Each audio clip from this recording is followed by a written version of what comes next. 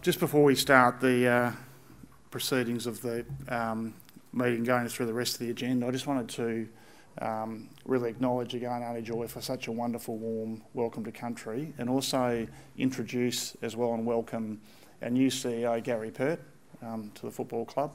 I know he's been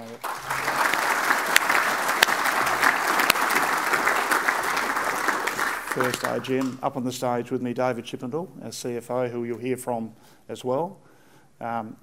John Trotter, Vice Chairman John Trotter, who's also Head of Audit and Risk Committee.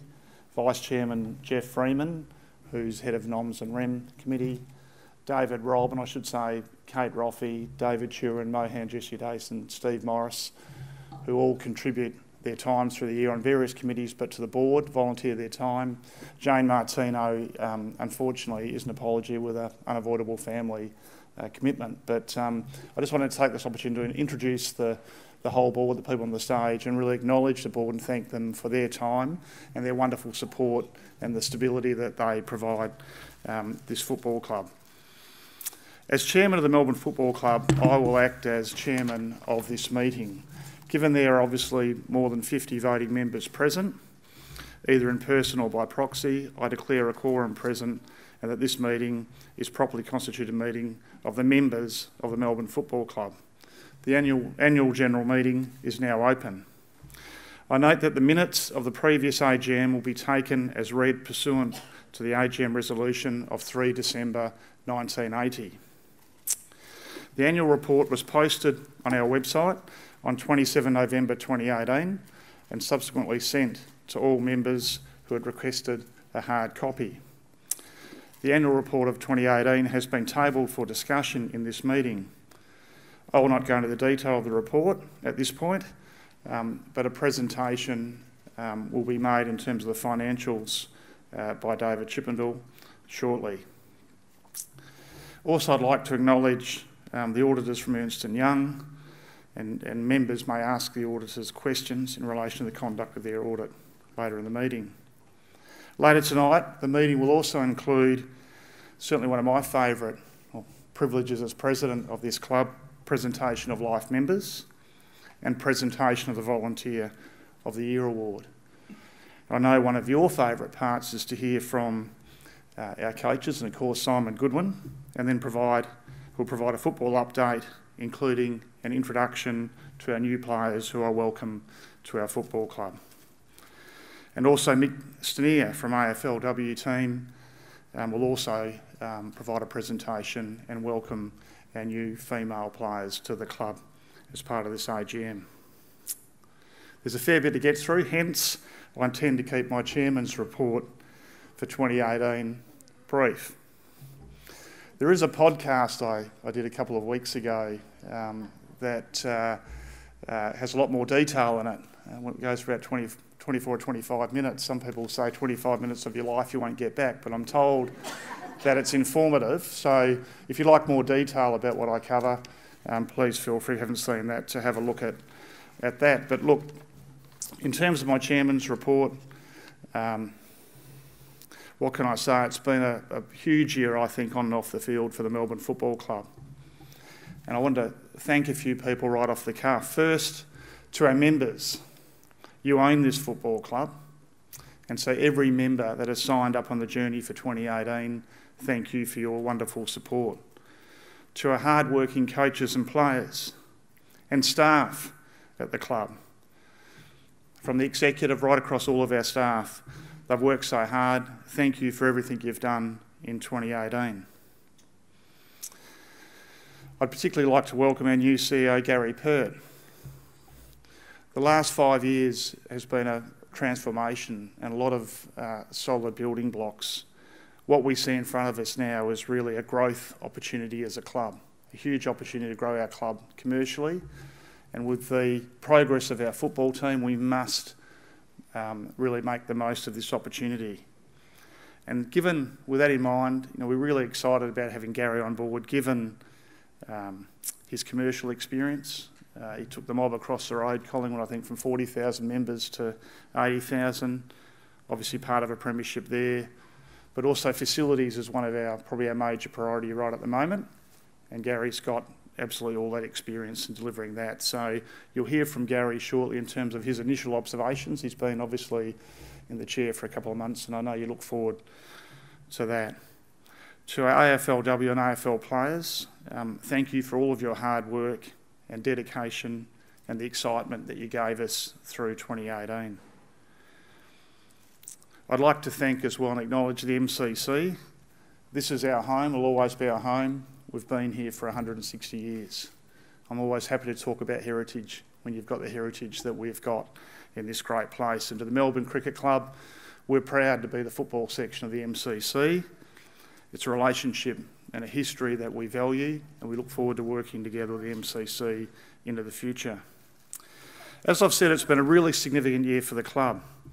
Off the field, we recorded our 5th consecutive profit of over $500,000 in terms of operating profit, and obviously a substantial profit from the sale of Leoke. And I won't steal Chip's thunder, he'll go through the details in relation to that.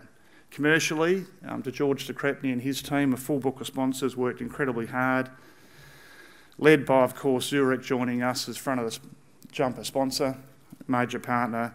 We're delighted to have them on board and delighted to work with Tim Bailey and that whole team to continue to grow that partnership.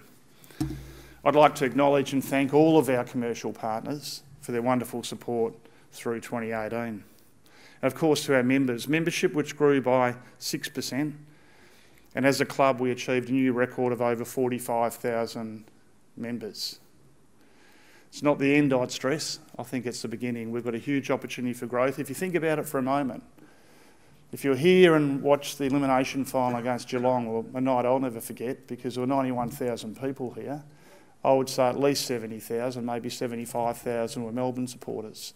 If you think of every one of those Melbourne supporters signed up as a member, 75,000 members, and that's what we're going to really be focused on, is converting our growing supporting base as well into members. It's really important for this footy club, and I know Purdy will talk about that in some more detail. But attendances were incredibly strong this year, culminating in back-to-back crowds of over 90,000 at the MCG for those 2 Friday night finals. An amazing experience.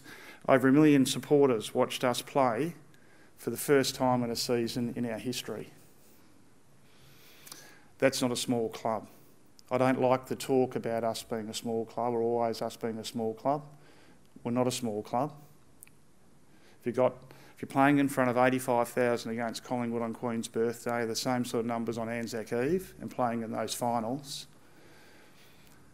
we're a big club, but we're Melbourne. Most important thing is that we focus on being the best version of who we are, but the challenge is really to convert our growing supporter base into members and to grow our membership, and we'll do that, we'll focus on that. Another important announcement made this year was the decision to exit the gaming industry. We were the first club to do so, and many others have followed, you might notice, after that. But I just want to stress that a lot of work went into that, probably 2 or 3 years' work, and Chip put an enormous amount of work into the financial modelling, and it was quite complex. But to sell the Leoke venue, effective August 1, was really important. There was a lot of factors in terms of community sentiment, but commercially it was a very good decision for us in terms of the core of what we do and focus on in terms of our brand. It was a very, very good decision. In terms of the sale of Leoke, in that process came up whether we renewed the entitlements of the Bentley Club or not. And that decision had to be made in February this year. And we made a decision to exit gaming and not to renew those entitlements beyond 2022. I would stress that's the only decision the board has made. We are continuing to work on the Bentley Club to look at how we make it more profitable. But in terms of a decision and things in relation to the Bentley Club, that'll become a priority, no doubt, in the period 2020-2021.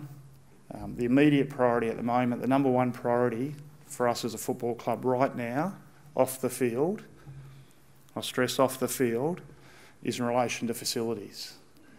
This board and executive group are committed to delivering a new club where members and supporters can meet and attend. We have our footy department, administration all together under one roof. And we've been working on that for a number of years now, and we've looked at a number of options. We've gone through every piece of land in Melbourne. We've had consultants work with us in relation to that. We have a preferred plan. You may have read about it up on the hill in Jollymont in this MCG precinct where we've always been. But we'll continue. There's a lot of work to be done yet. It's not a done deal. We'll continue to work hard with the many different groups and stakeholders involved, government and so forth, and we look forward to sharing more detail with you about that when we can. On the field, what can I really say? I think we can all agree that both teams, our men and women's team, made us very proud in 2018. Proud to wear the Melbourne jumper, proud to wear the colours, proud to be a supporter and to be respected, which is something we set out to be, respected and on and off the field.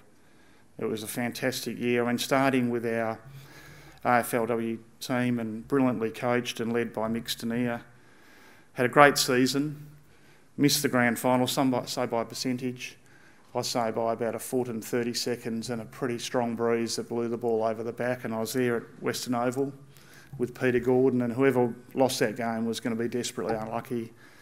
But we'll just get right behind our women's team and hopefully they'll go one step further in 2019. To our men's team, I could speak for half an hour about groundbreaking moments and moments through the year.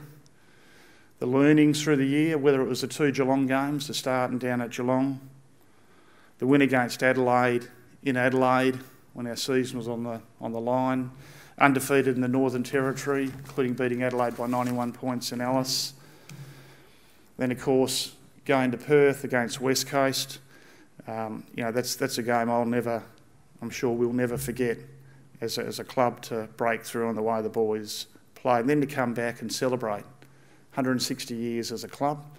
We're in those fantastic jumpers against the Giants, who were in pretty good form at the time.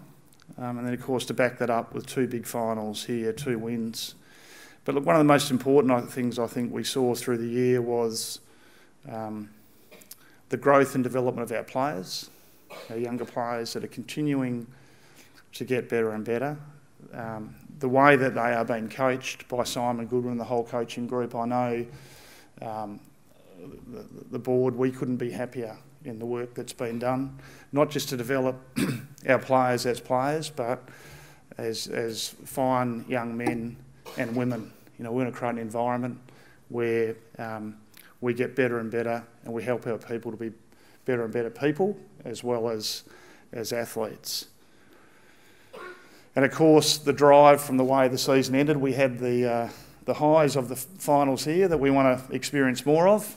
But that sting in the tail at the end, will drive us, and on and off the field, we'll keep driving to get better and better at everything we do. Which brings me to my last point, and that is off the field. And the club is entering into a new phase of exciting growth, really on and off the field. In terms of off the field, as I've said, we're not a small club, but we need to really take advantage of the growth opportunities over the next 3 to 5 years. And couldn't be happier with Purdy on board in entering that new phase. And so without further ado, I'd like to welcome Gary Pert to probably make a few of his initial observations in terms of what he's seen coming in and his thoughts going forward about working with the exec and the board and our club. Thanks very much.